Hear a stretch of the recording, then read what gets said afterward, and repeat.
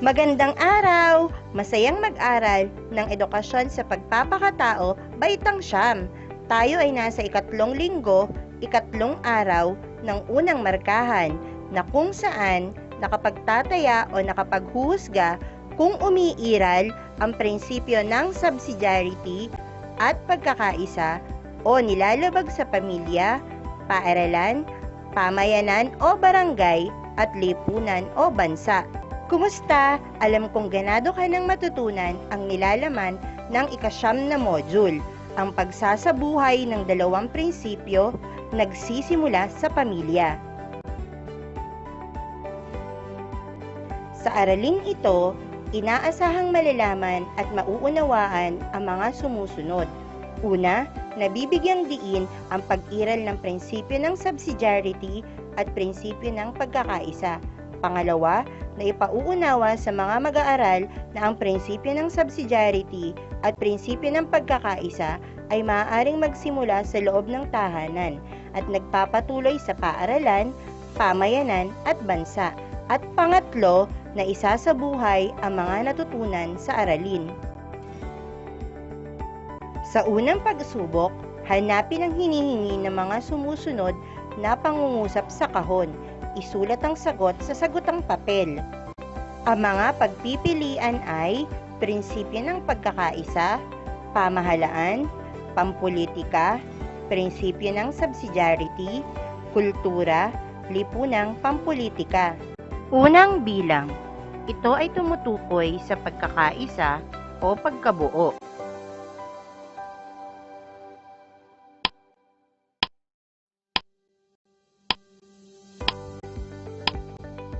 Ang sagot ay prinsipyo ng pagkakaisa.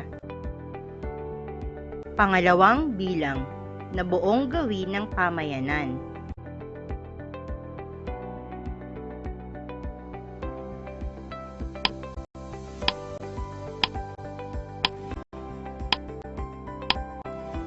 Ang sagot ay kultura. Ikatlong bilang, tungkuling isatitik ang pagpapahalaga at adhikain ng mga mamamayan.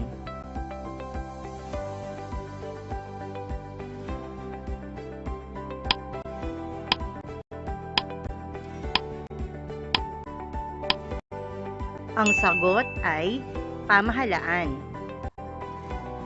Ika-4 na bilang, tutulungan ng pamahalaan ang mga mamamayan na magawa nila ang makapagpapaunlad sa kanila.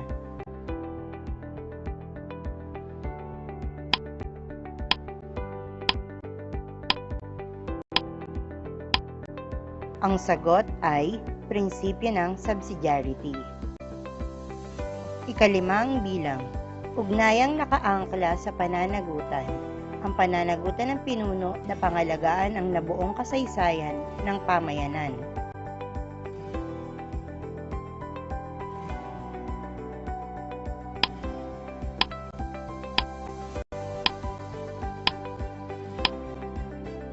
Ang sagot ay lipunang pampulitika. Balik-aral. Gumuhit ng puso kung ang pahayag ay tama at gumuhit naman ng parisukat kung ang pahayag ay mali. Una, ang prinsipyo ng subsidiarity ay nangangahulugan na ang mga bagay ay naisasagawa sa antas ng pamayanan sa tulong ng mga naroroon sa mas mataas na antas ng lipunan hanggat maaari.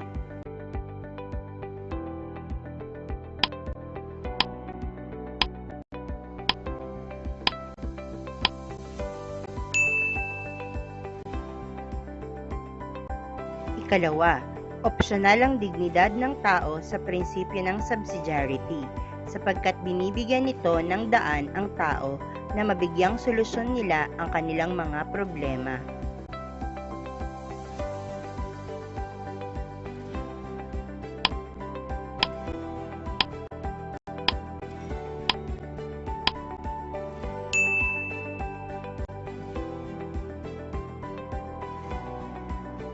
Katlo, tinutulungang mamuhay ang tao upang matuto siyang hindi umasa sa iba.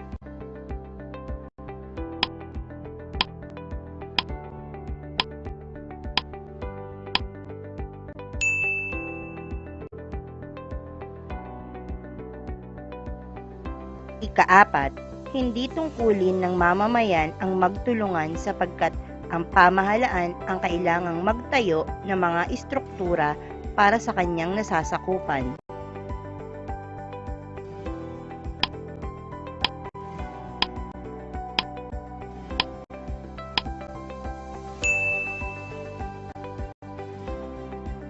Ikalima, politika ang sumasaklaw sa lahat ng gawaing may kinalaman sa pagpapabuti ng kalagayan ng pangkat ng tao.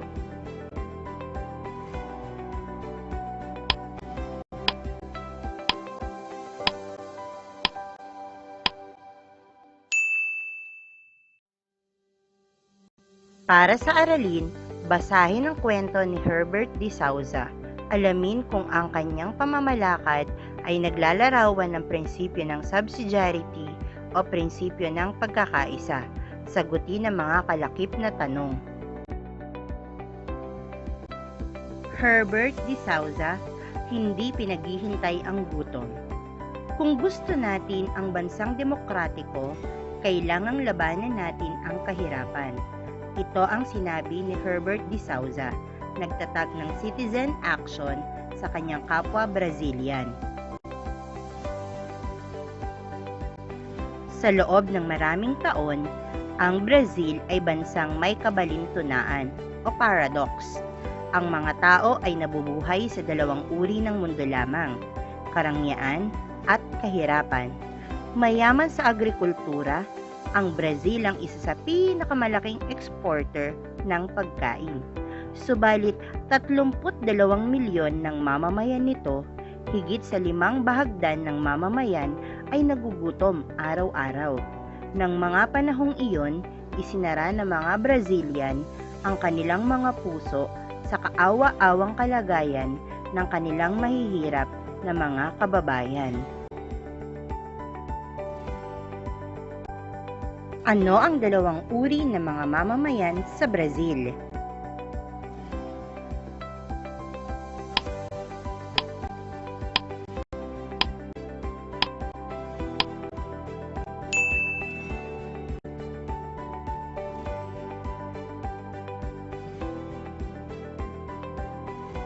Subalit noong 1973,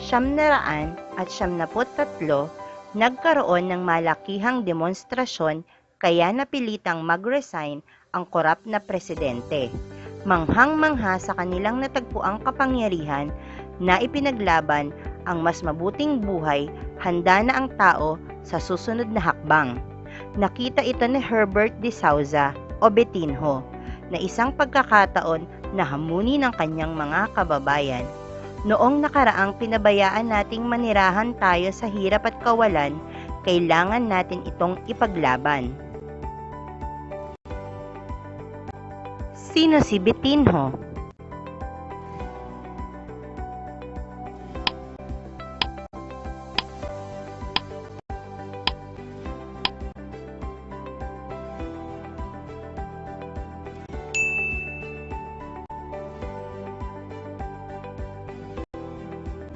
Bilang paanyaya sa kanilang mga kababayan upang mapalakas ang natagpuan nilang demokrasya, itinatag niya ang Citizen Action, a campaign against hunger, at inanyayahan niya ang mga taong magbuo ng mga lokal na komite upang labanan ang gutom.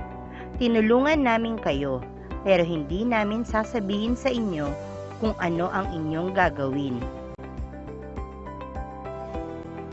Nakagugulat ang naging tugon ng mga tao. Libong mga inisyatibo ang nabuo sa buong bansa. Sa Rio de Janeiro, 7,000 siklista ang nagbisikleta laban sa gutom at nakakolekta ng 16 toneladang pagkain.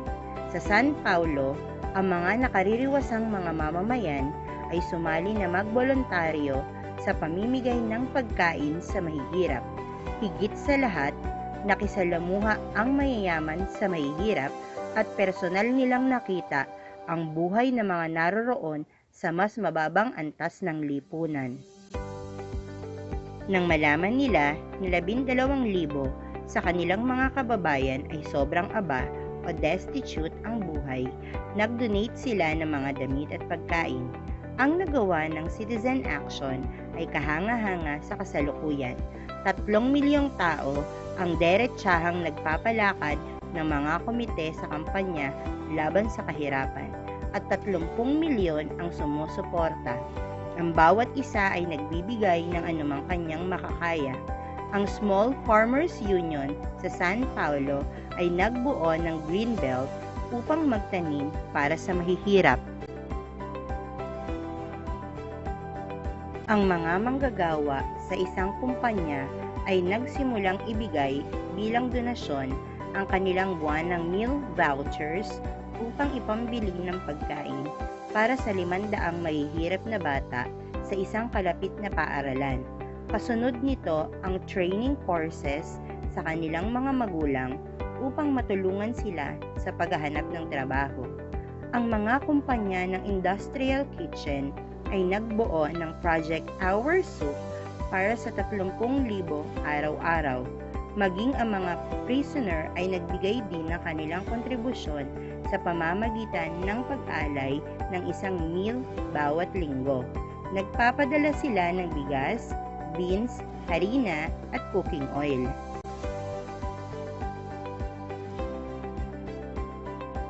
Ano ang ginawa ni Vitinho upang malabanan ang kahirapan sa Brazil?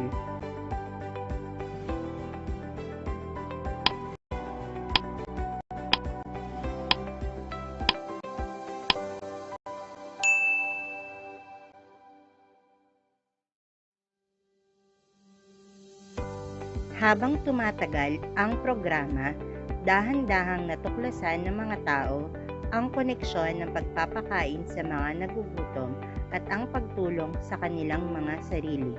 Dahil dito, binuo ni Vitinho ang slogan, Food Against Hunger, Jobs Against Misery, o pagkain laban sa gutom, trabaho laban sa kahirapan. Maraming mga lokal na komite ang nagsitugon. Nagbuo sila ng proyektong entrepreneurial tulad ng bakery, maliit na vegetable garden, micro-enterprises, at paper recycling. Dahil dito, ayon kay Vitinho, ang pinakamahirap ay nakararanas ng sariling kapangyarihan at dignidad at pagkatapos nito, kaya na rin nilang tumulong sa pamayanan. Bukod sa pamimigay ng pagkain, paano natulungan ng mga lokal na komite ng Citizen Action ang mga mahihirap?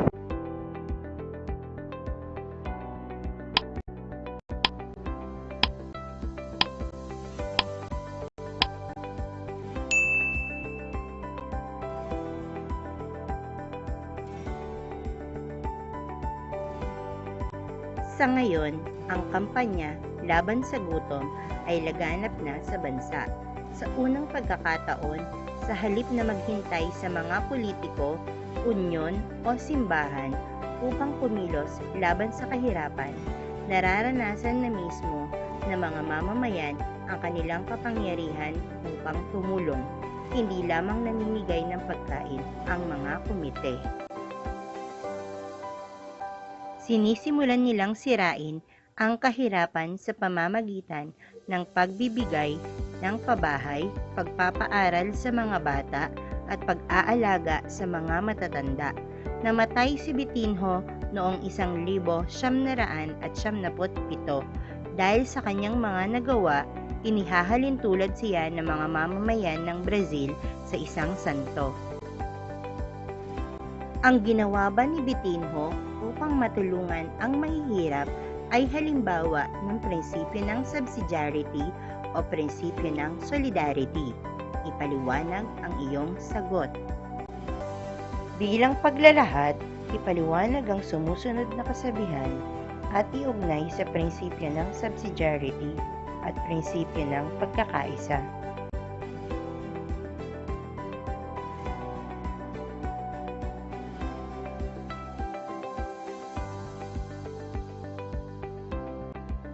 Sa iyong pagtulong, huwag ka lamang magbigay ng isda, kundi turuan mo silang mangisda.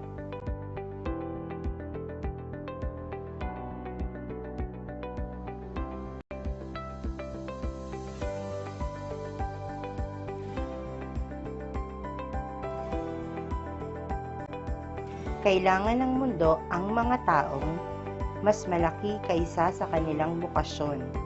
Hindi nag-aalinlangan makipagsapalaran. Hindi nawawala ang individualidad sa pulutong.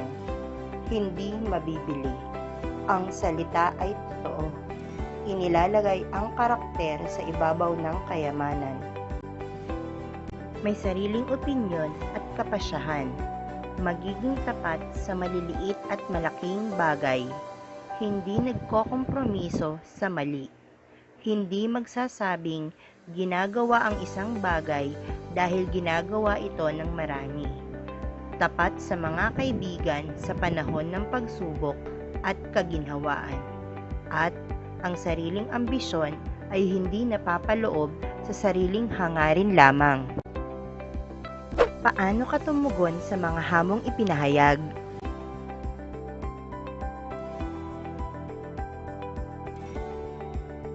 Sikaping tumulong sa ating kapwa sa pamamagitan ng pananatili sa loob ng ating tahanan. At huwag kakalimutan ang palagiang paghuhugas ng kamay. Hanggang sa muli, paalam!